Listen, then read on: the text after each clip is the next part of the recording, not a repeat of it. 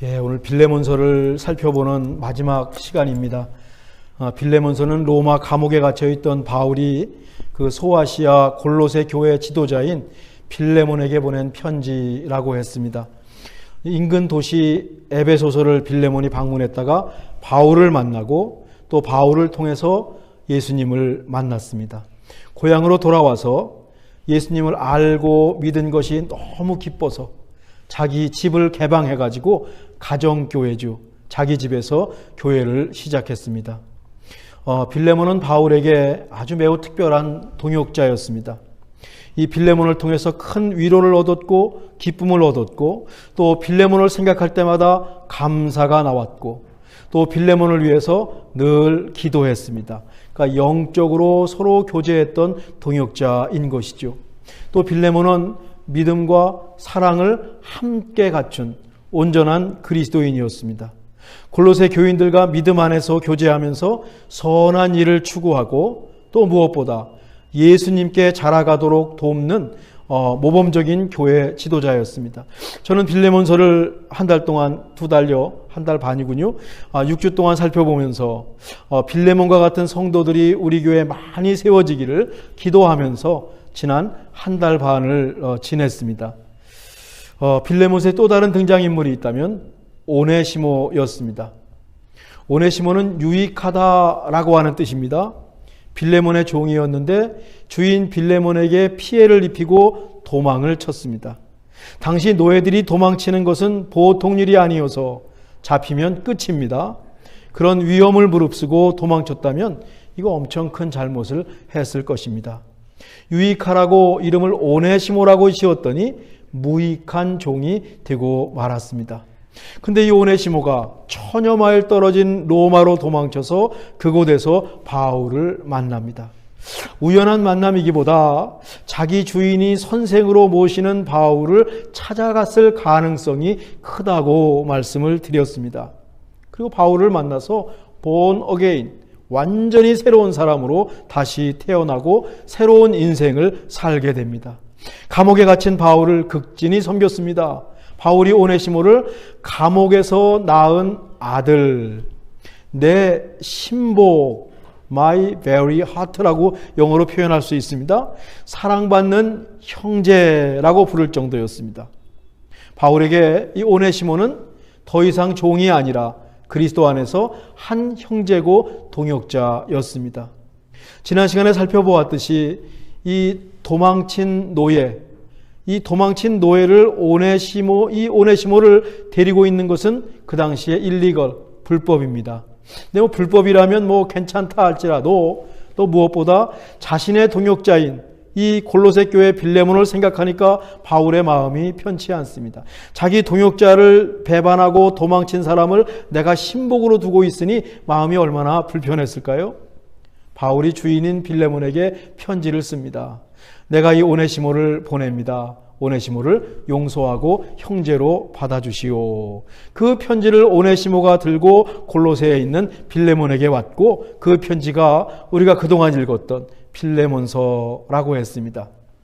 바울은 이 빌레몬서 내내 굉장히 신사적입니다. 제가 품격이라는 말을 사용했었죠. 부드럽습니다. 사랑으로 전한다. 내가 명령할 수도 있지만, 내가 함부로 할 수도 있지만 자의로 할 수 있도록 또 사랑으로 내가 진심으로 부탁한다.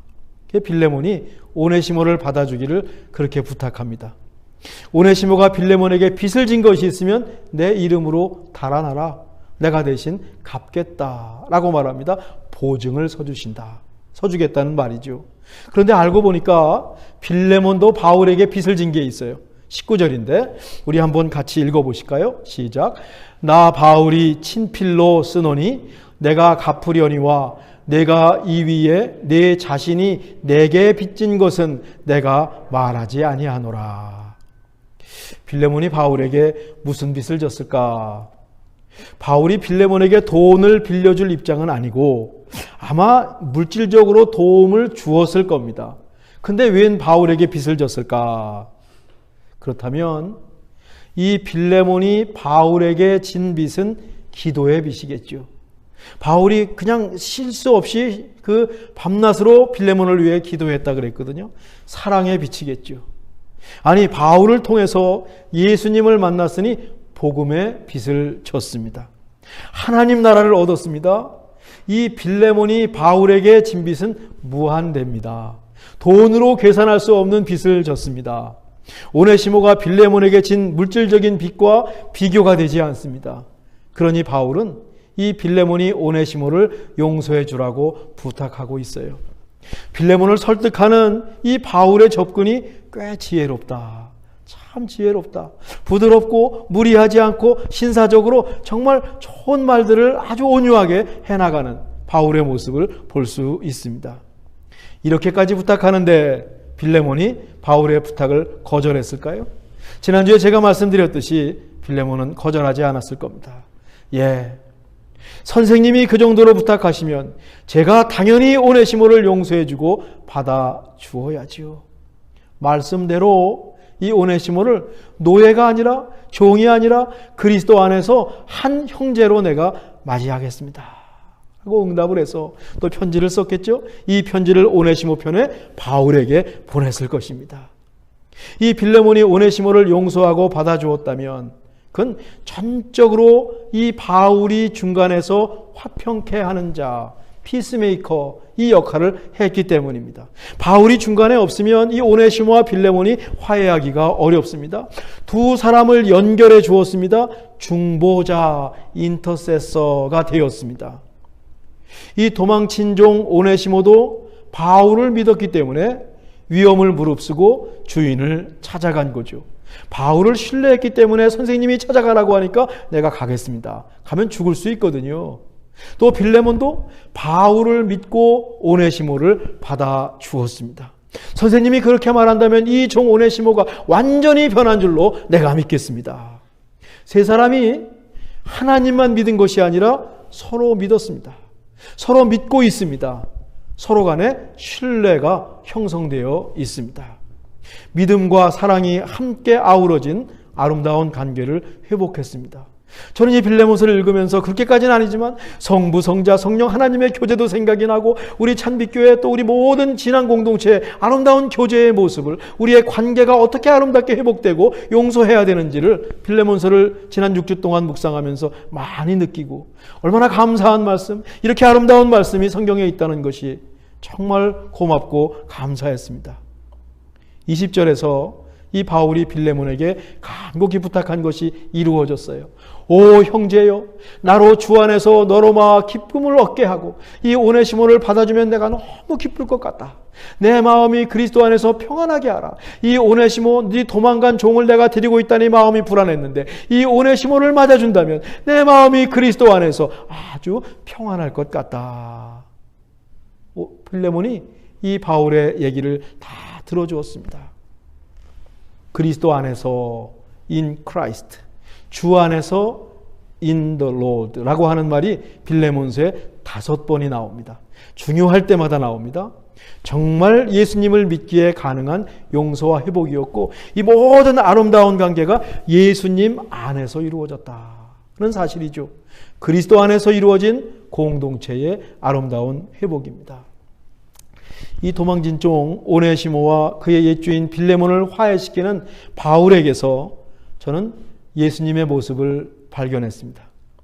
예수님은 우리가 아직 연약할 때, 우리가 아직 죄인 되었을 때, 심지어 우리가 하나님과 원수가 되었을 때 하나님과 우리를 이어주신 분이 바로 예수님이십니다. 우리도 오네시모와 비슷하게 하나님을 떠난 도망친 종이었습니다. 중간에 예수님을 믿으신 분들은 하나님을 떠났다, 하나님을 인정하지 않았다라는 것을 너무 잘 실감하실 것입니다. 그때 하나님을 인정하지 않고 하나님을 떠났고 하나님 모르고 살 때 그때의 모습을 생각하시면 내가 그랬지. 나도 오네시모와 똑같은 도망친 종이었지. 또 신앙의 가정에서 태어나서 줄곧 신앙생활 안에 있었다고 해도 하나님을 떠날 때가 있습니다. 우리가 늘 하나님께 붙어 있는 게 아닙니다. 하나님으로부터 도망칠 때도 있고 하나님으로부터 살짝 멀어질 때도 왕왕 있죠. 종종 있습니다. 우리가 알고 있습니다. 다른 사람은 몰라도 나는 알고 있습니다. 그런 점에서 우리 모두는 때로는 도망친 그리스도인, run away Christian이 되는 거죠. 그때 우리를 하나님과 다시 이어주신 분이 바로 예수님이시다라고 하는 것입니다. 예수님의 십자가는 우리와 하나님을 이어주는 저런 다리입니다. 앞에 있는 그림과 같이 우리는 십자가를 통해서 하나님께 나아갈 수 있습니다. 저 십자가가 없다면 도저히 나갈 수가 없습니다. 그래서 믿음으로 은혜로 구원을 받고 하나님 백성이 되는 것이죠.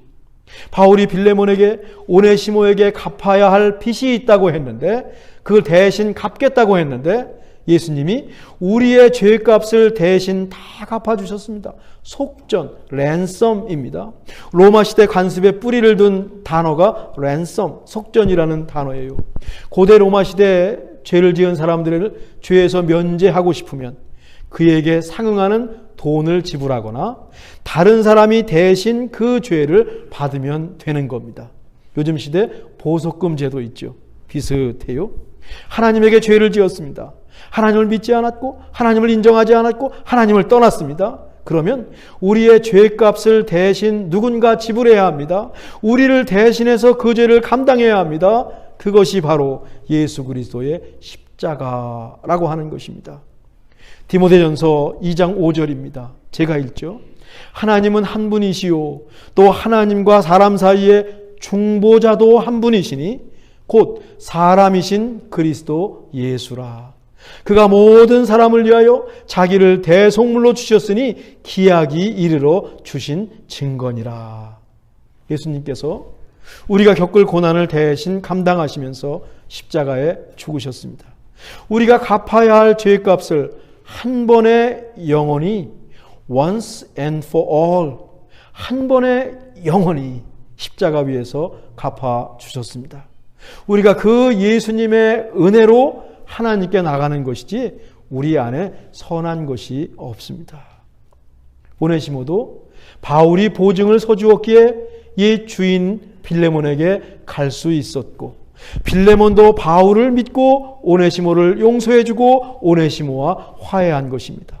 바울 역시 예수님을 통해서 하나님을 믿었으니 자신이 받은 은혜를 빌레몬에게 베풀고 있습니다. 빌레몬은 바울을 통해서 예수님을 믿었으니 바울에게 받은 은혜를 오네시모에게 베풀고 있습니다. 서로 받은 은혜를 갚는 모습입니다. 은혜의 선순환입니다.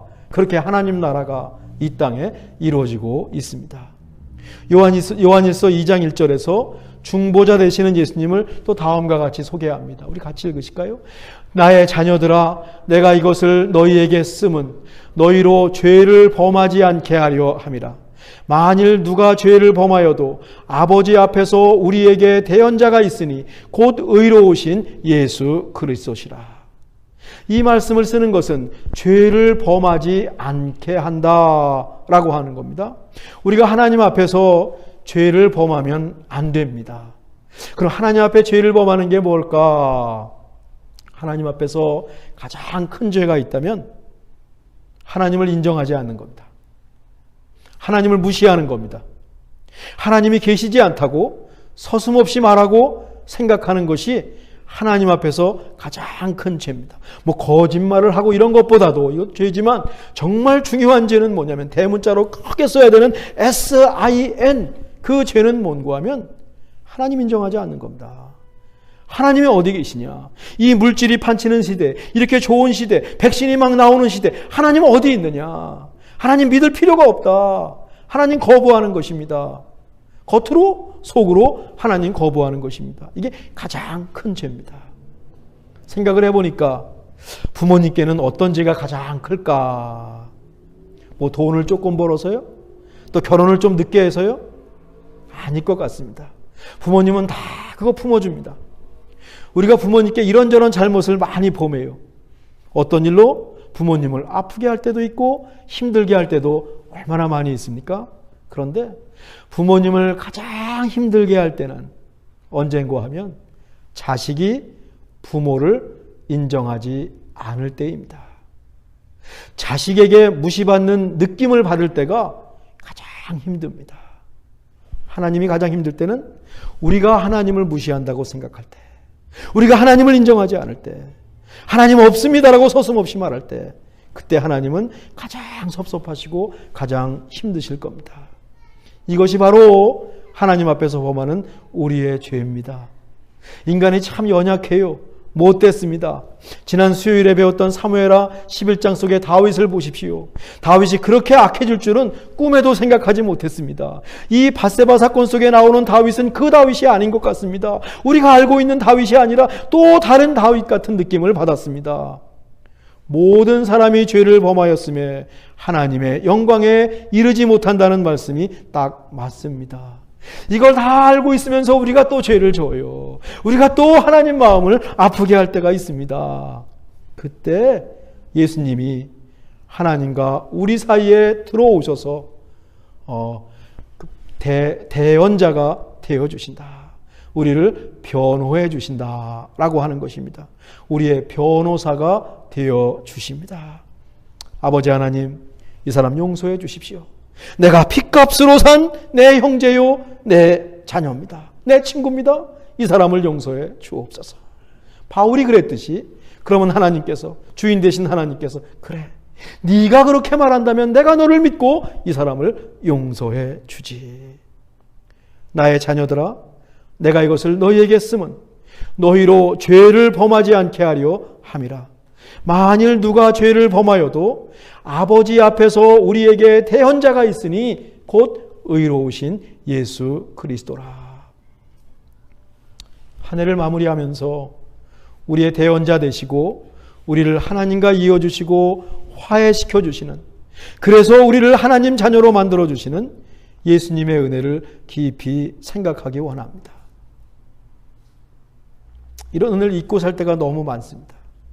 정말 중요한 것인데, 영원히 남는 것이 그것인데 우린 순간에 사라질 것을 꼭 잡고 있고 그것에 연연하고 있고 거기에 온 에너지를 쏟으면서 정말 중요한 이 예수님의 은혜를 잊고 살 때가 얼마나 많고 하나님 마음을 아프게 할 때가 얼마나 많이 있는지요.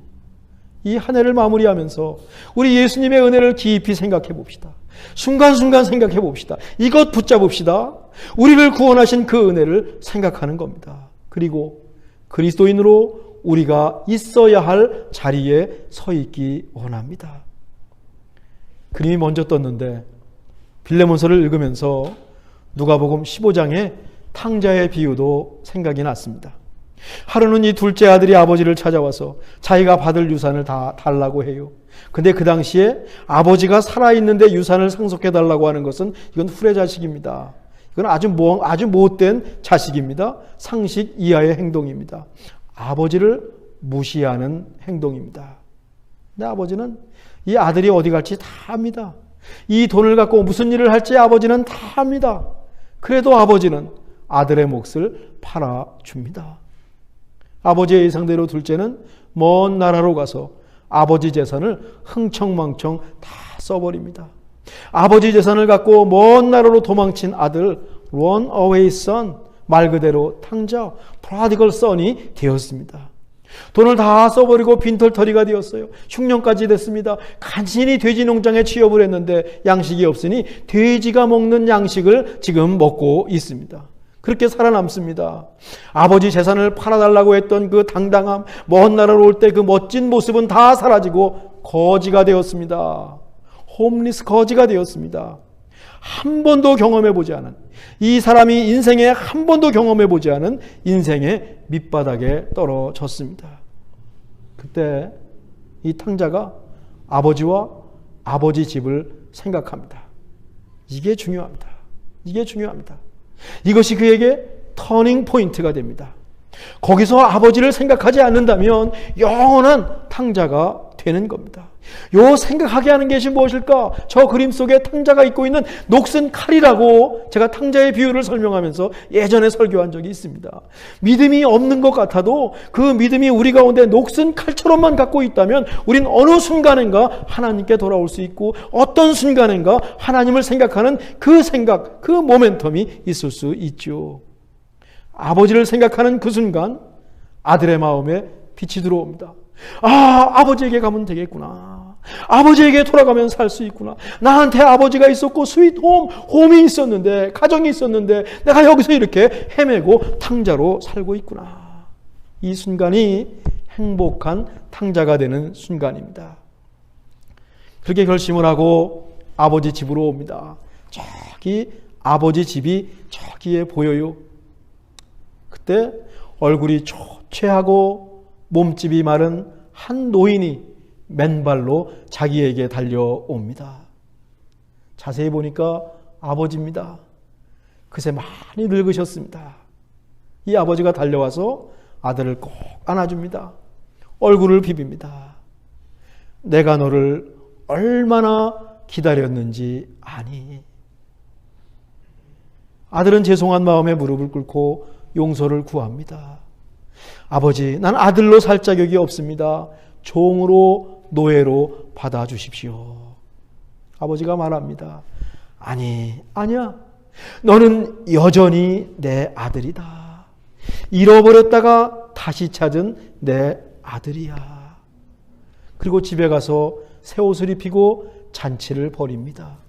못된 아들, 자기를 거역한 아들을 아버지는 종이 아니라 아들로 맞았어요. 아버지의 마음입니다. 하나님의 마음입니다.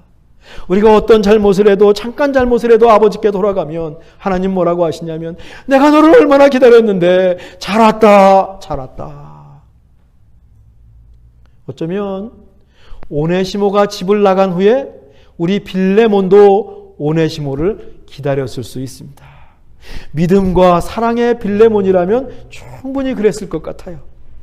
이 오네시모가 나갔구나. 내가 사랑하는 종인데 어서 밤 굶지는 않는가. 도망치다가 잡히면 큰일인데 얼른 돌아오면 내가 다 용서해 줄 텐데. 근데 기다리던 오네시모가 정말 돌아온 겁니다. 여러분 얼마나 기뻤을까요? 근데 얘기를 들어보니까 자기가 존경하는 바울 사도를 만나서 예수님을 믿고 완전히 새 사람이 되었습니다. 이건 더 기쁜 겁니다. 춤을 출 것 같습니다. 그때 오네시모가 불쑥 편지 한 장을 꺼냅니다. 바울 사도의 편지입니다. 친필로 쓴 편지입니다. 오네시모를 종이 아니라 형제로 받아주라는 바울의 부탁이에요. 빌레몬은 아멘, 그렇게 해야죠. 그렇게 하겠습니다. 그리고 잔치를 벌였을 것입니다. 이 오네시모라고 하는 이름이 등장하는 그 후대의 문서가 있습니다. 약 50년 후니까 오네시모가 빌레몬에게 간 게 20살이었다면 한 70세쯤으로 추정할 수 있는 문서인데, 이 오네시모는 말이죠, 빌레몬이 바울을 만났던 그 도시 에베소의 감독이 된 것 같습니다. 오네시모란 이름의 감독이 있는데 바울이 친아들처럼 위한 오네시모일 가능성이 꽤 큽니다. 어쩌면 주인에게 도망친 그 사건이 오네시모에게 거꾸로 하나님을 만나고 자유를 얻게 되고 교회의 감독이 되는 계기가 되었습니다. 하나님의 섭리죠. 신앙 안에서 누리는 신비요 소망입니다. 저는 빌레몬서를 마치면서 가능성이라는 단어를 생각했습니다. 누구든지 그리스도 안에 있으면 가능성이 있습니다. 결코 끝은 없을 것입니다. 중요한 것은 뭔가 하면 계기입니다. 모멘텀, 터닝 포인트를 만드는 겁니다. 탕자가 아버지께로 돌아오려고 결심하는 그 순간, 오네시모가 바울을 찾아가기로 한 그 순간, 우리도 그 순간을 포착하는 것입니다. 하나님을 깊이 만나는 그 순간입니다. 그때 가능성의 문이 열릴 것입니다. 그리스도 안에서. 우리도 탕자일 수 있고 도망친 노예 오네시모일 수도 있습니다. 그래서 그리스도 안에 있으면 언제나 다시 시작할 길이 있습니다. 우리가 빌레몬일 수 있습니다. 아들을 끝까지 기다리는 아버지일 수도 있습니다. 돌아온 아들, 돌아온 노예를 기꺼이 받아주기 원합니다. 우리가 바울이 된다면 얼마나 좋을까요?